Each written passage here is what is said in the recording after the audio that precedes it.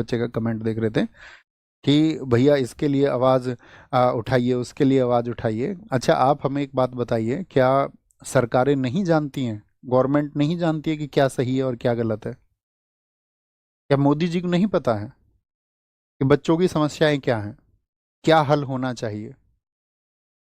आप यूपी में, हम बैठे हुए हैं यूपी के बच्चों की क्या समस्याएं हैं, मतलब एक राजा को पता होना चाहिए या नहीं?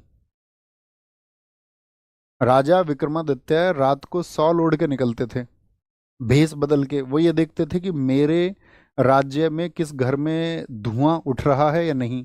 धुआं उठ रहा है का मतलब उस घर में चूल्हा जल भी रहा है या नहीं जल रहा है। अच्छा, चूल्हा अगर जल रहा है तो ठीक है, अगर चूल्हा नहीं जल रहा है तो क्या कारण है? तो राजा सुपरवाइज कर सकता है सभी चीजों को या नहीं? हम सबको लगता है कि हम अपनी बात जो पहुंचा रहे हैं तभी बात उन तक पहुंच रही है।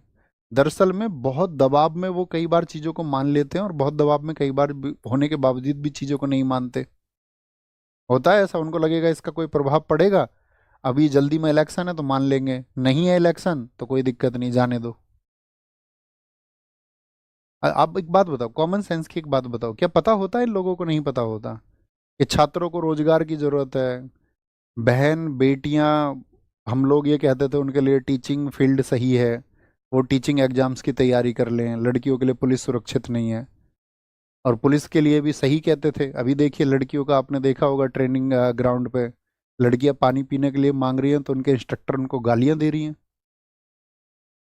गोरखपुर ट्रेनिंग सेंटर का वीडियो आया ना, सभी लड़कियों ने, 600 लड़कियों ने कहा कि हमारे साथ यहाँ पर ज्यादती की जा रही है।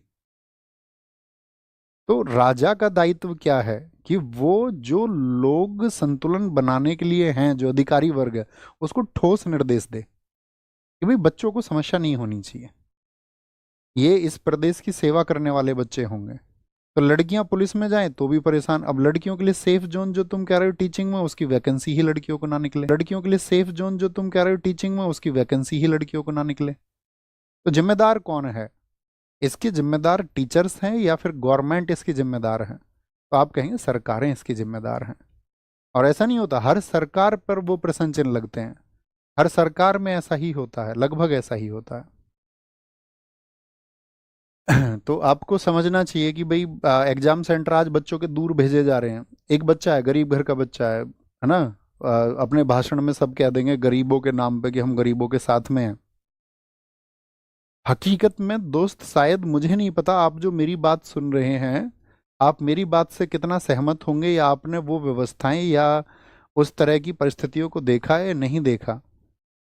आज हमारा जो ये नॉर्थ इंडिया के, हम पूरे इंडिया की बात करते हैं, स्पेशली यूपी, बिहार, झारखंड, छत्तीसगढ़ और नॉर्दर्न स्टेट, राजस्थान से लेके बहुत सारे स्टेट्स में ऐसे बच्चे सही मायने में पढ़ाई कर रहे हैं जिनके घर में सुबह जो व्यक्ति काम पर निकला है, अगर वो शाम को पैसे लेके नहीं आएगा तो उन लोगों के घर पे खाना नहीं बनेगा।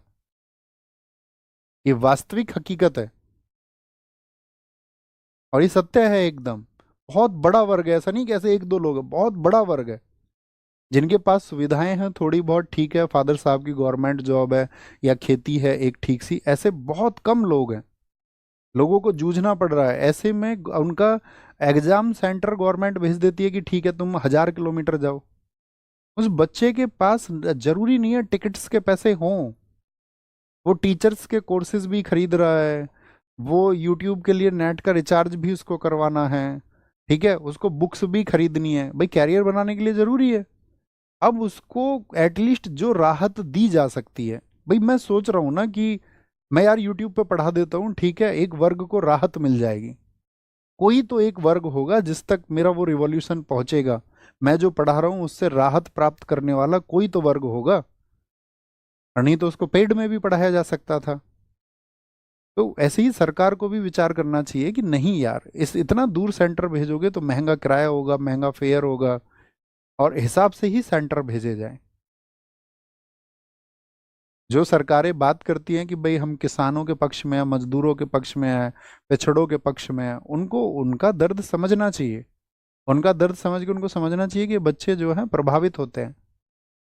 इतनी बात है, वो हमारे सोचने से नहीं होगा, गवर्नमेंट को सोचना होगा उसके लिए। अंतर्राष्ट्रीय न्यायालय इसका हेडक्वार्टर हमने क्या बताया, बाकी सभी के हेडक्वार्टर कहाँ, वापस क्लास पे आएंगे, बाकी सभी के हेडक्वार्टर कहाँ पर हमने आपको बताया।